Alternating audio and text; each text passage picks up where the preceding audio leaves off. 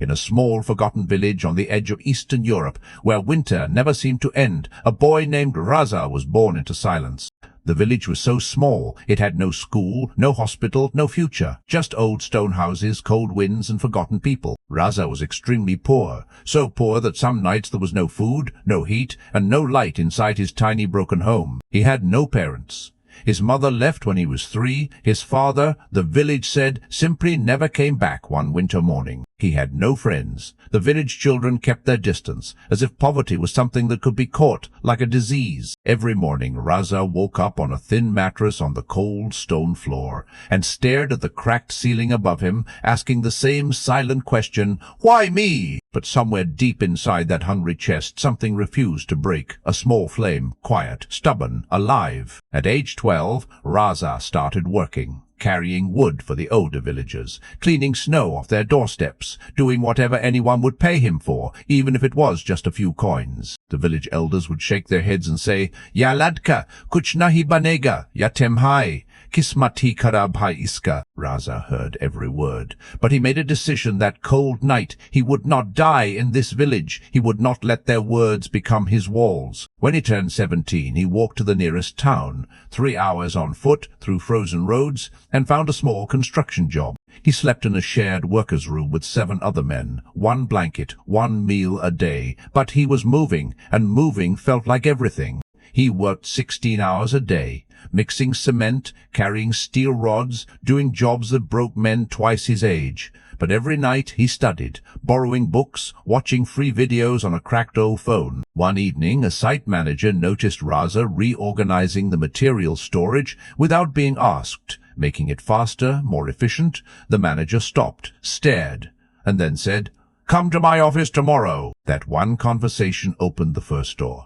The manager gave him a small coordinator role, more responsibility, slightly better pay. Raza treated it like it was the most important job in the world. Within 1 year, he had saved enough, just barely enough, to buy a one-way bus ticket to Germany. The land he had only seen on a cracked phone screen, the land he had dreamed about every cold night. He arrived in Germany with 40 euros in his pocket, no contacts, and a language he did not speak.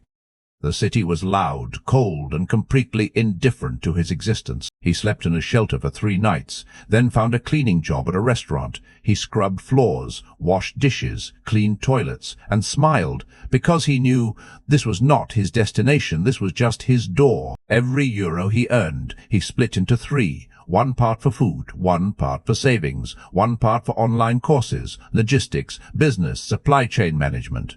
His phone became his university. 2 years passed. Raza now spoke basic German.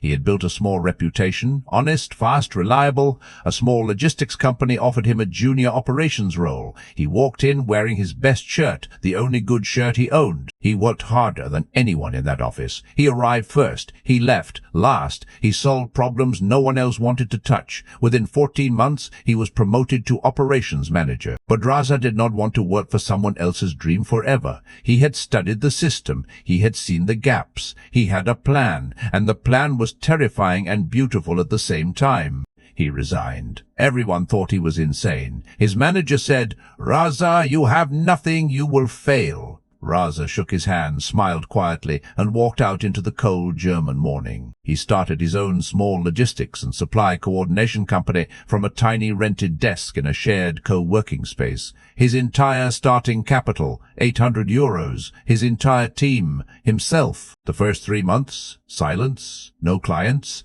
money running out, doubt growing louder every single morning. He ate bread and water some days to save every cent. Then, one email. A small German e-commerce company needed a reliable supply chain coordinator. Raza replied within 4 minutes, prepared all night.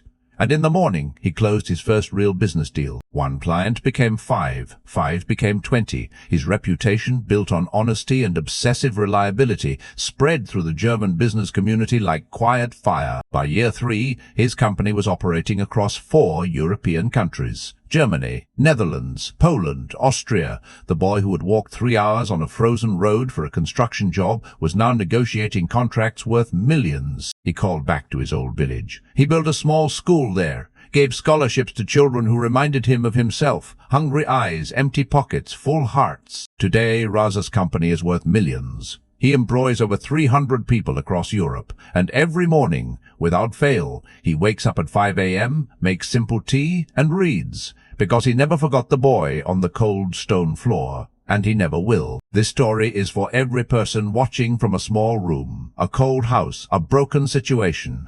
Your starting point is not your stopping point. The village does not decide the empire. You do. From a frozen village with nothing to an empire built with everything he had inside him. Zero to empire. Your story starts now.